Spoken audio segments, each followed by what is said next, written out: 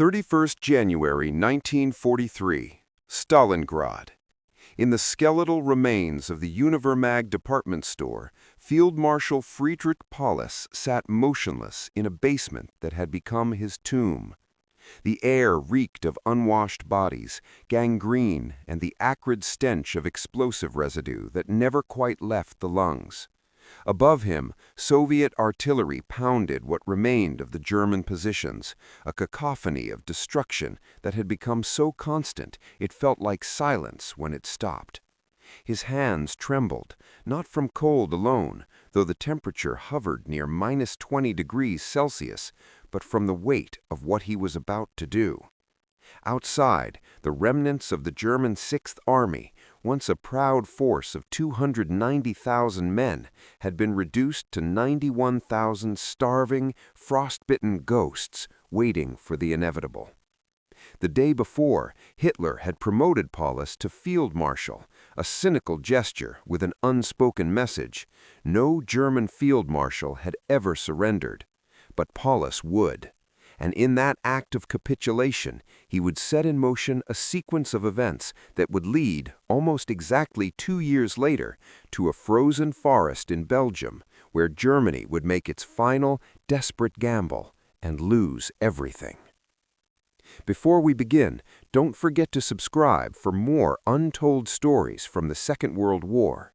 Where are you watching from, and what would you have done in that frozen basement?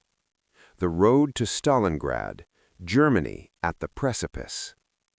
To understand how Stalingrad became the beginning of Germany's end, we must first comprehend the strategic context of late 1942.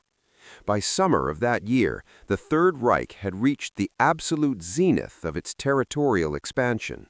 German forces occupied territory from the Atlantic coast of France to the outskirts of Moscow, from the Arctic Circle in Norway to the deserts of North Africa. The Wehrmacht seemed invincible. Its blitzkrieg tactics had shattered every opponent, its panzer divisions had rewritten the rules of modern warfare, and its soldiers believed themselves inherently superior to their enemies. But cracks had appeared in the facade. Operation Barbarossa, the massive invasion of the Soviet Union launched on 22 June 1941, had failed to deliver the knockout blow Hitler expected. The Red Army had retreated, yes, but it had not broken. Soviet resistance had been fiercer, more fanatical, and more resourceful than German planners anticipated. The vastness of Russia swallowed entire armies, supply lines stretched to breaking point, and when winter arrived in late 1941, it came with a vengeance that German soldiers, still wearing summer uniforms, were utterly unprepared for. The 1942 campaign season represented Hitler's second attempt to break the Soviet Union. This time, rather than striking directly at Moscow, he pivoted south, fixating on two objectives: the oil fields of the Caucasus and the industrial city of Stalingrad on the Volga River. The oil was essential. Germany's war machine ran on petroleum, and Romanian supplies were insufficient for sustained operations. Stalingrad, beyond its symbolic value as the city bearing Stalin's name, was a critical transportation hub where the Volga River met key rail lines. Capturing it would sever Soviet north-south communications and open the route to the Caspian Sea. Army Group South split into two thrusts. Army Group A drove toward the Caucasus oil fields at Baku and Grozny. Army Group B, spearheaded by General Friedrich Paulus's Sixth Army, was ordered to secure the Don River bend and capture Stalingrad.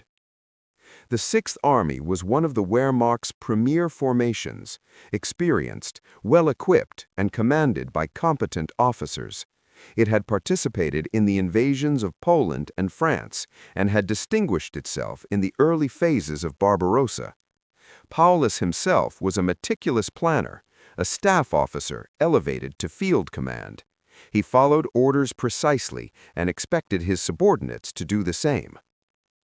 By August 1942, the Sixth Army reached Stalingrad's outskirts.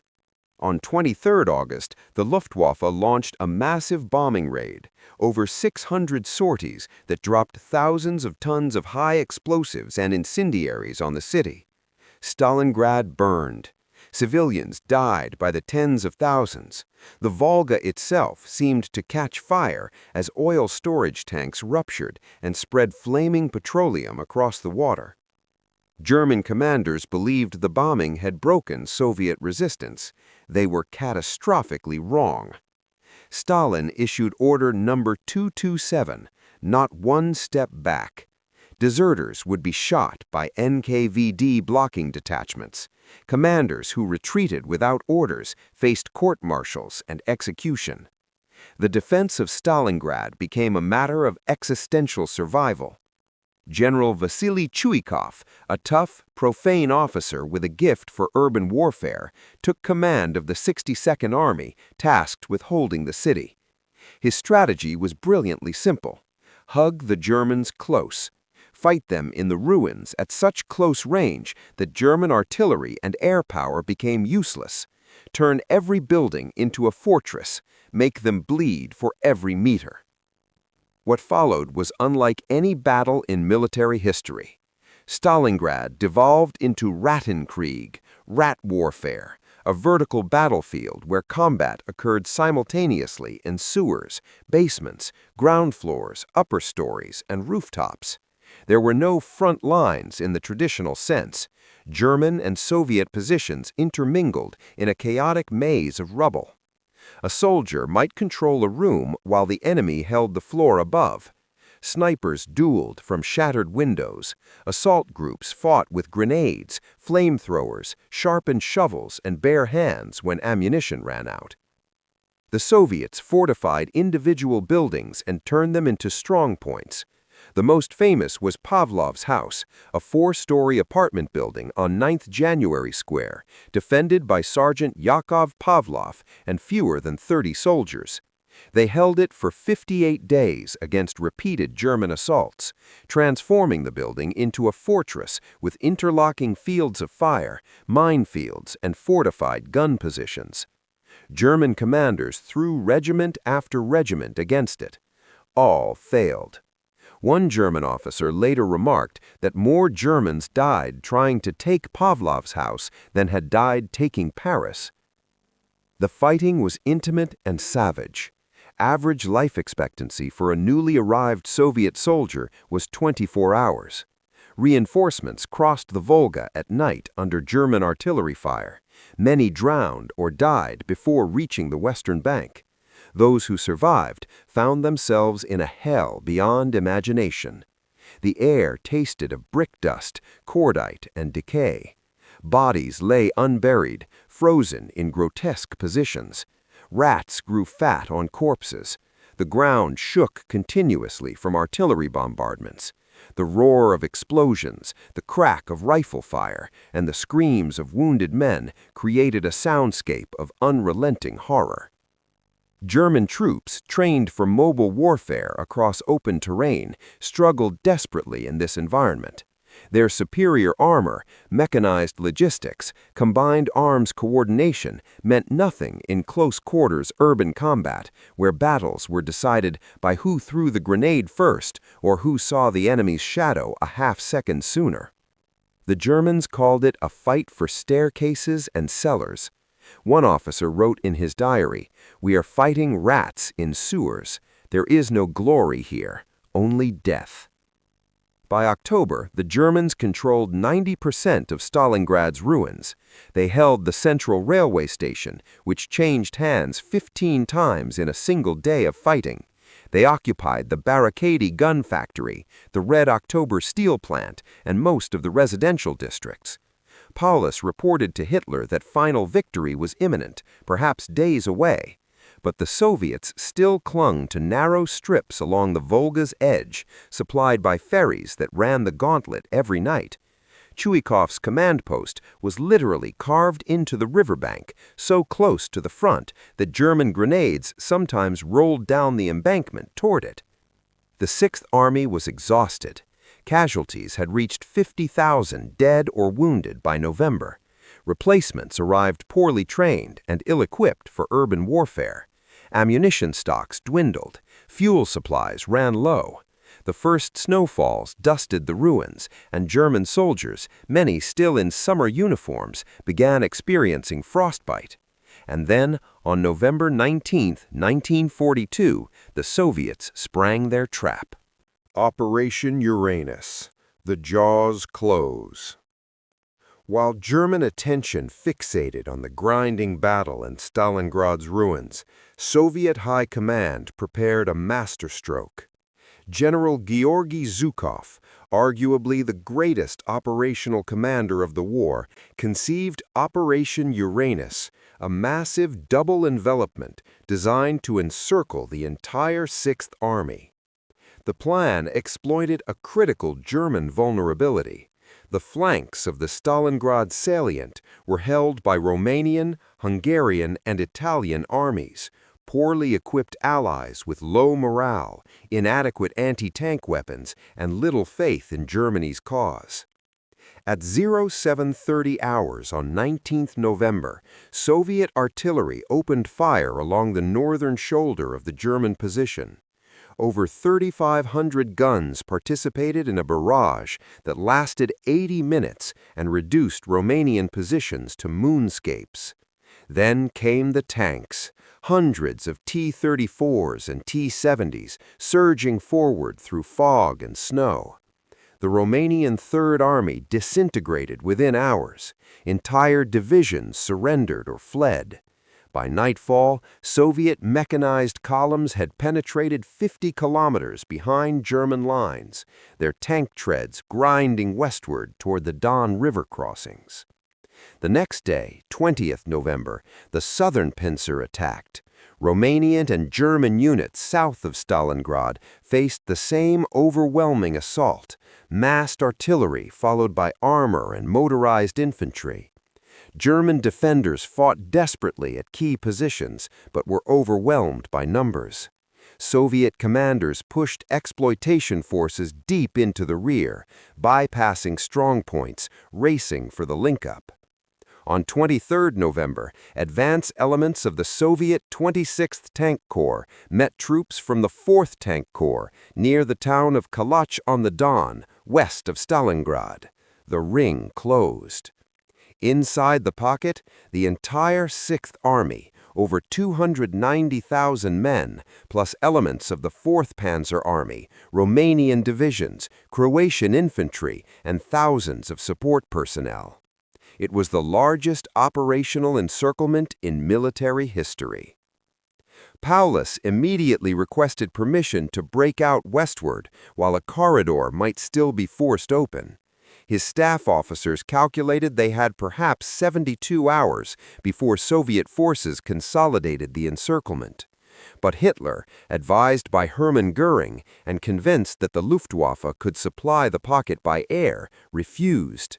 The Sixth Army would hold Stalingrad. It would tie down Soviet forces.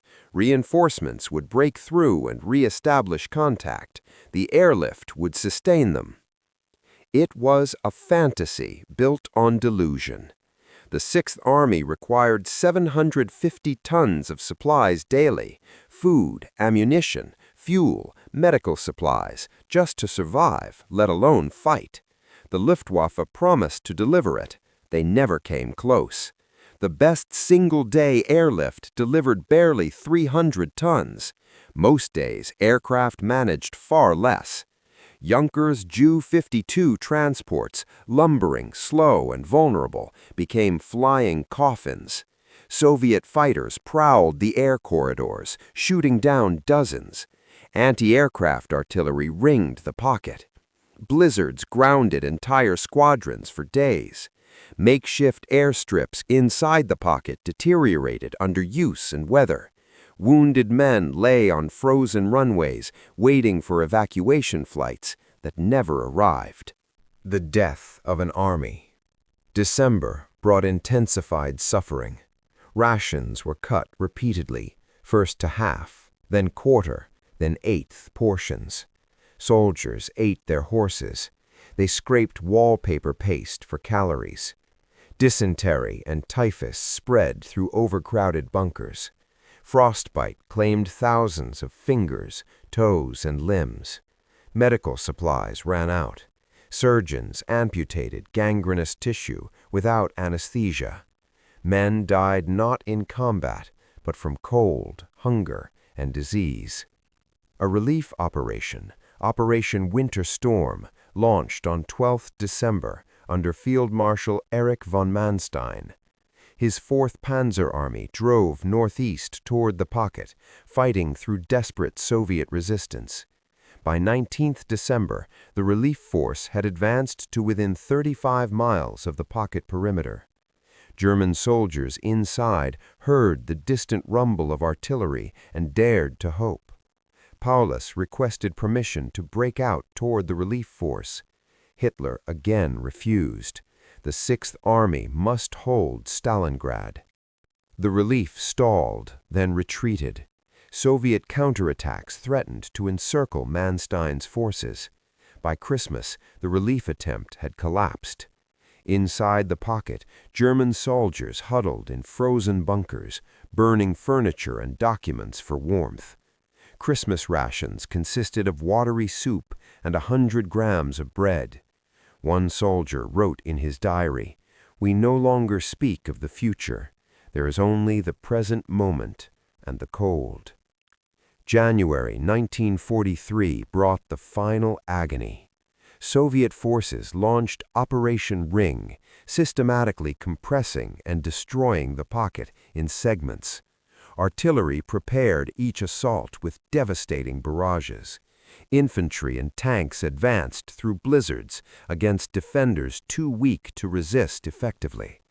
German wounded lay in frozen cellars without care, their groans becoming progressively weaker until they stopped. Ammunition ran out. Some units fought with captured Soviet weapons until those too ran dry. On 30th January, the 10th anniversary of Hitler's rise to power, Hitler promoted Paulus to Field Marshal, the highest rank in the Wehrmacht. The message was unmistakable. No German field marshal had ever surrendered. Paulus was expected to commit suicide rather than capitulate. But Paulus, skeletal and lice-ridden, had no intention of theatrical gestures.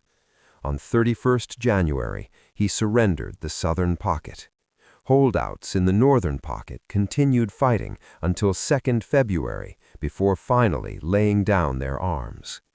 The statistics were apocalyptic.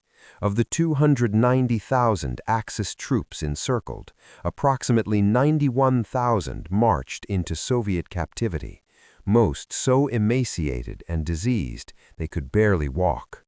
Only 6,000 would ever return to Germany, most not until the 1950s. The remainder, nearly 200,000 men, died in the pocket from combat, starvation, disease, or cold.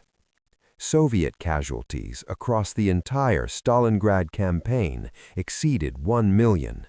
The city itself no longer existed, just square miles of rubble and frozen corpses. The cascade from Stalingrad to collapse. Stalingrad was not merely a defeat, it was a catastrophe that fundamentally altered the trajectory of the war. In Berlin, Goebbels declared 3 days of national mourning. Black-bordered casualty notices appeared in newspapers across Germany. The myth of Wehrmacht invincibility shattered. Throughout occupied Europe, resistance movements sensed weakness. In London and Washington, Allied strategists recognized that the tide had turned irreversibly.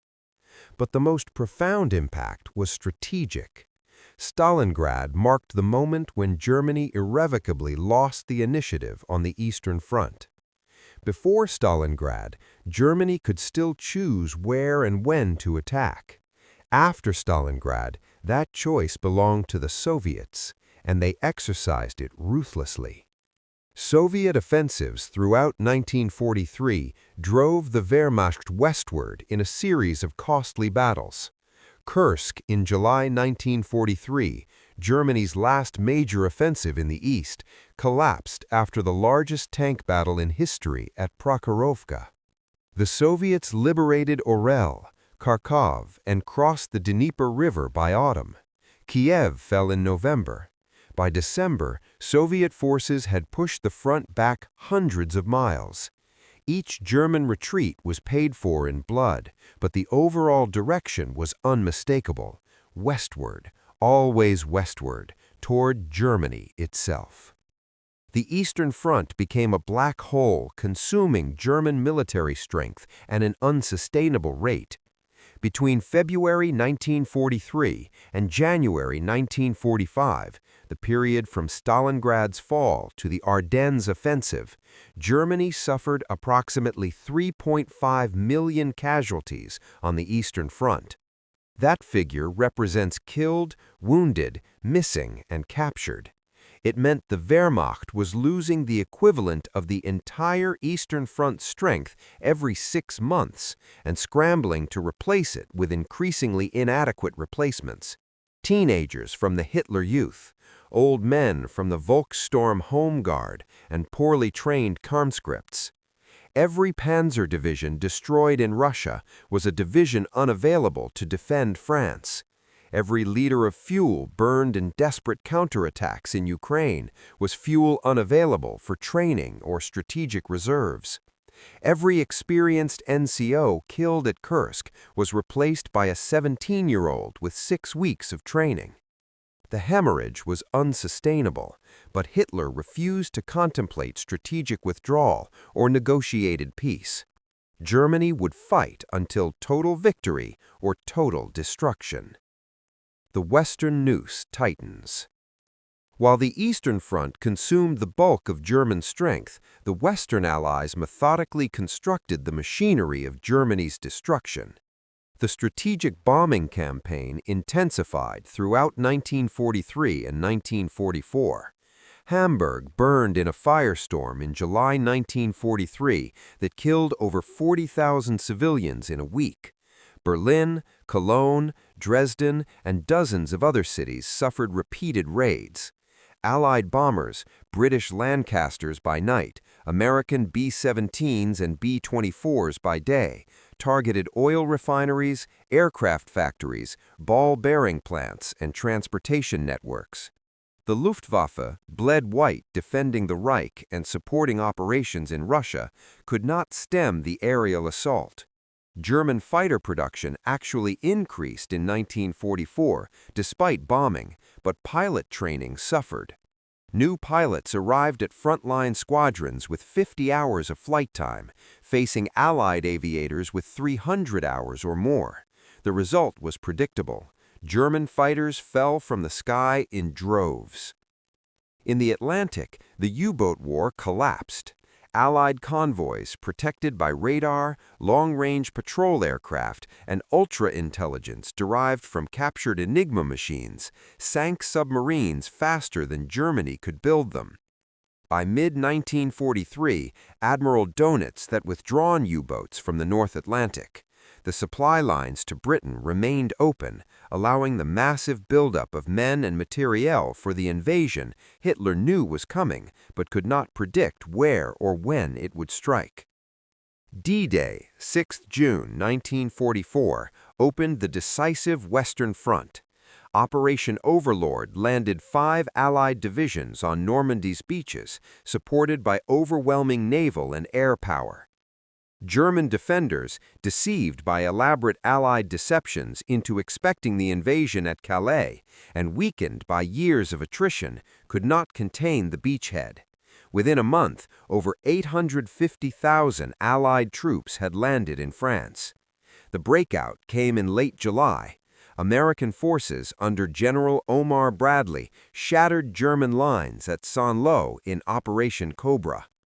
General George Patton's Third Army raced through the gap, sweeping across Brittany and swinging east. A German counterattack at Mortain in early August failed disastrously.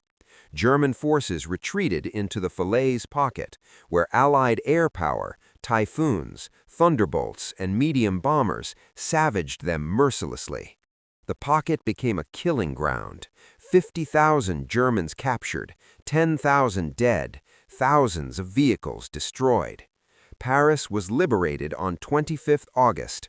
By mid-September, Allied forces reached the German border. Germany now faced the nightmare scenario its strategic planners had sought to avoid since Bismarck's era, a two-front war against enemies with overwhelming material superiority.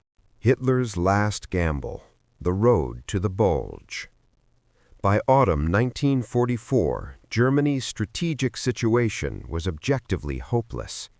In the east, the Red Army prepared offensives that would carry them from the Vistula River to Berlin. In the west, American, British, and Canadian armies stood poised to invade Germany. Allied bombers flew with near impunity. U-boats no longer threatened Atlantic shipping. German oil production had been reduced to a trickle.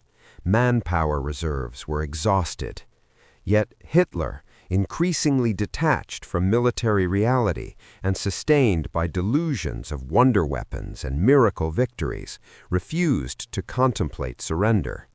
Instead, he conceived a final offensive, a desperate gamble that would split the Western Allies, recapture the vital port of Antwerp, and force a negotiated peace that would free Germany to concentrate entirely on the Eastern Front. The target was the Ardennes Forest, the same region through which Germany had launched its stunning 1940 offensive against France. Allied forces, stretched across a broad front from Switzerland to the North Sea, were thinnest in the Ardennes, a region of rugged terrain considered unsuitable for major operations. Hitler planned to mass armor and infantry in secret, launch a surprise attack, cross the Meuse River, and drive 90 miles to Antwerp. The operation was codenamed Wacht am Rhein, Watch on the Rhine.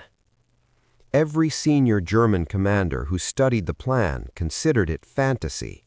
Field Marshal Gerd von Rundstedt called it impossible. Field Marshal Model, who would execute the attack, privately agreed but followed orders. The problems were overwhelming: inadequate fuel reserves, non-existent air superiority, insufficient ammunition, and attacking formations that mixed elite SS Panzer divisions with inexperienced Volksgrenadier units containing teenagers and old men. But Hitler's will prevailed. Throughout November and early December, Germany scraped together 25 divisions, over 200,000 men, and concentrated them in the Eifel region east of the Ardennes. Security was obsessively tight. Officers were forbidden to discuss the operation on pain of death. Allied intelligence detected German troop movements, but misinterpreted them as defensive preparations. The Americans in the Ardennes, primarily units of 8th Corps, either resting after the Hürtgen Forest meat grinder or newly arrived Green divisions, suspected nothing. The attack would be Germany's last roll of the dice, its final attempt to reverse a war it had already lost. It would fail, but at tremendous cost. 16th December 1944, the Bulge begins. At 5:30 hours on 16th December 1944, the largest artillery barrage the Western Front had witnessed since 1918 erupted along 85 miles of the Ardennes. Over 1,600 German guns hammered American positions. Searchlights bounced off low clouds, creating artificial moonlight to illuminate targets. Then came the infantry, waves of German soldiers in winter camouflage, surging forward through fog and snow. Behind them, panzer columns, Tigers, Panthers, and Panzer IVs ground forward on narrow forest roads. The American front shattered in places and bent dangerously in others. Communications collapsed as German infiltrators cut phone lines. Entire battalions found themselves surrounded. At Schnee-Eifel, 2 regiments of the 106th Infantry Division, over 8,000 men, were encircled and eventually forced to surrender, the largest American mass surrender in the European theater. But the German offensive encountered immediate friction. American units, though surprised and outnumbered, fought back with desperate ferocity. Small groups of defenders, engineers, artillerymen, cooks, and clerks formed improvised defensive positions at critical road junctions and crossroads. At Saint-Vith, American forces held for 6 days, anchoring the northern shoulder of the German penetration and disrupting timetables. At Bastogne, the 101st Airborne Division and attached units dug in and refused to yield despite being surrounded. Kampfgruppe Piper, an SS Panzer battle group spearheading the northern thrust, advanced rapidly but encountered fuel shortages and fierce resistance. Near Malmedy on 17 December, Piper's troops massacred 84 American prisoners in a war crime that stiffened American resolve throughout the theater.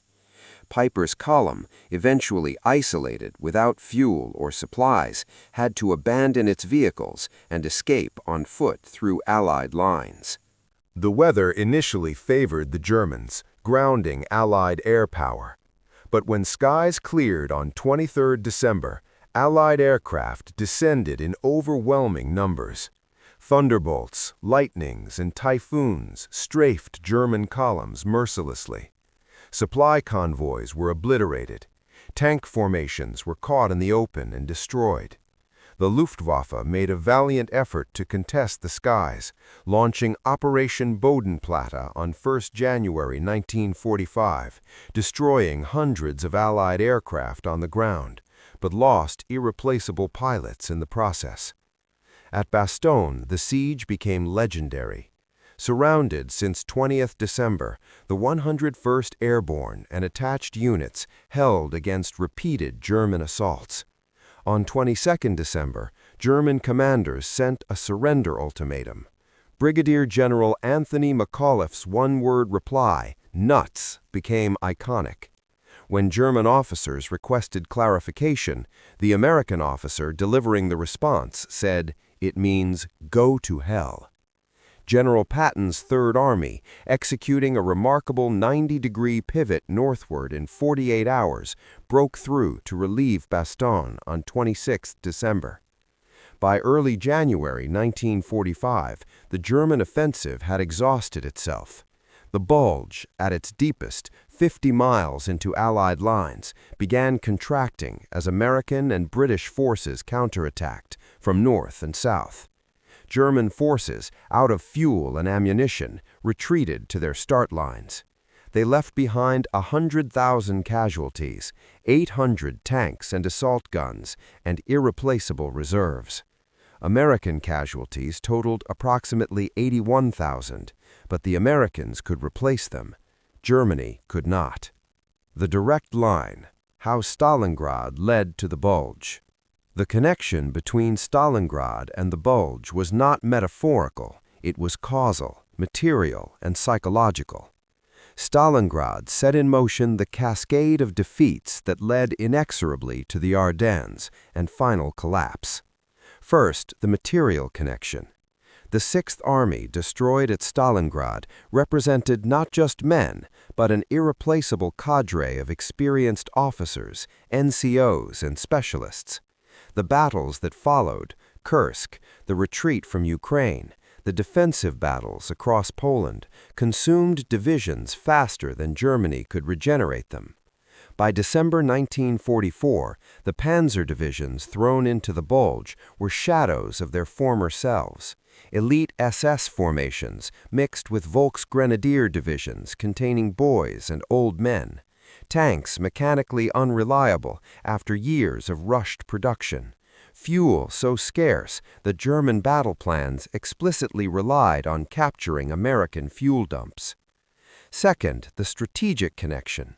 Stalingrad forced Germany into a permanent two-front war with inadequate resources to fight on one front, let alone two.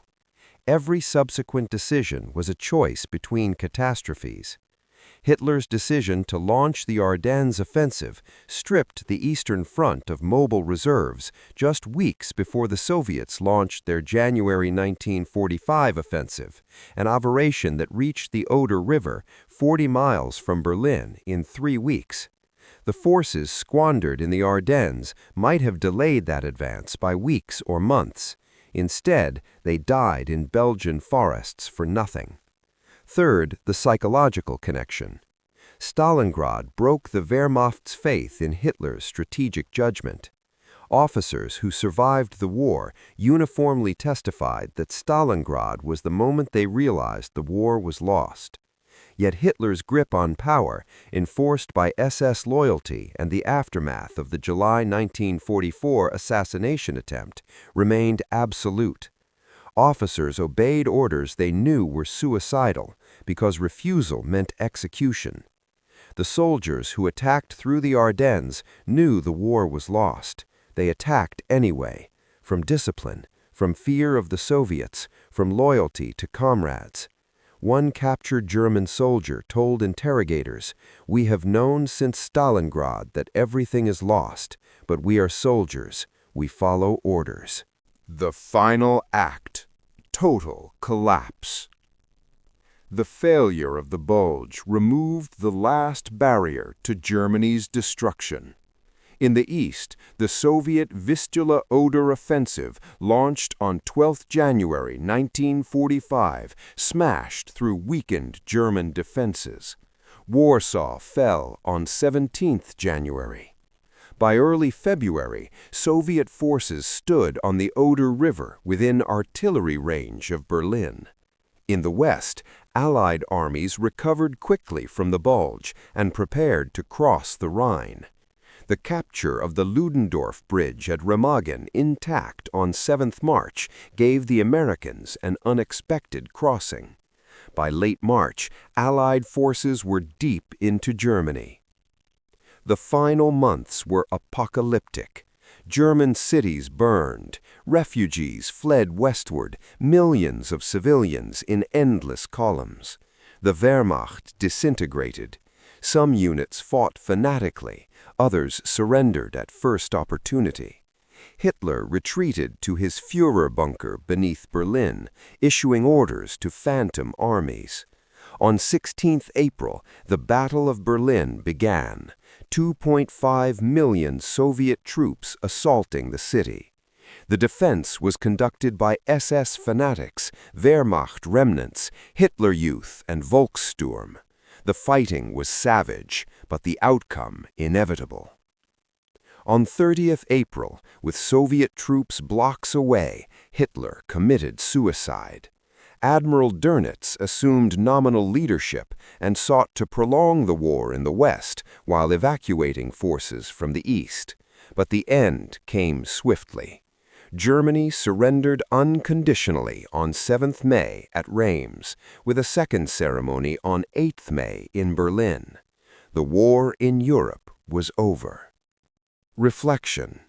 The chain from Volga to Ardennes. In that frozen Stalingrad basement on 31 January 1943, Field Marshal Paulus signed away more than an army. He signed away Germany's future. The line from that moment to the frozen Ardennes forests was direct and unbreakable. Stalingrad began the cascade. The Bulge was its final spasm. The soldiers who fought in these battles, German and Allied, were caught in forces beyond human scale.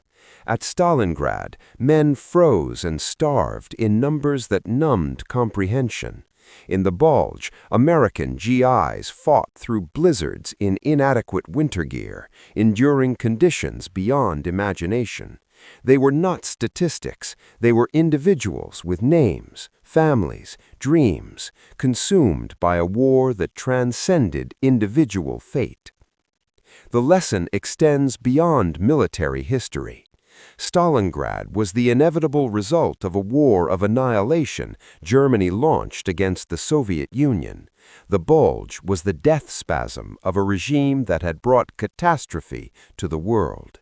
From the Volga to the Ardennes, the Wehrmacht marched through 2 years of continuous catastrophe, leaving millions of dead and nations in ruins. On that bitter February day in 1943, when Paulus surrendered, he could not have known he was signing Germany's death warrant. But the soldiers in the Ardennes in December 1944 knew. They knew they fought for a lost cause, a doomed regime. They fought anyway, from duty, fear, or simple survival. And when the guns finally fell silent, the world they had known was gone forever, replaced by a new order forged in the crucible of total war. But even as Germany collapsed, the war's final act played out across the Pacific, a campaign that would end not in surrender, but in atomic fire. Join us next time as we uncover the island-hopping campaign from Guadalcanal to Okinawa, where American forces fought their way across 10,000 miles of ocean toward a confrontation that would change warfare forever.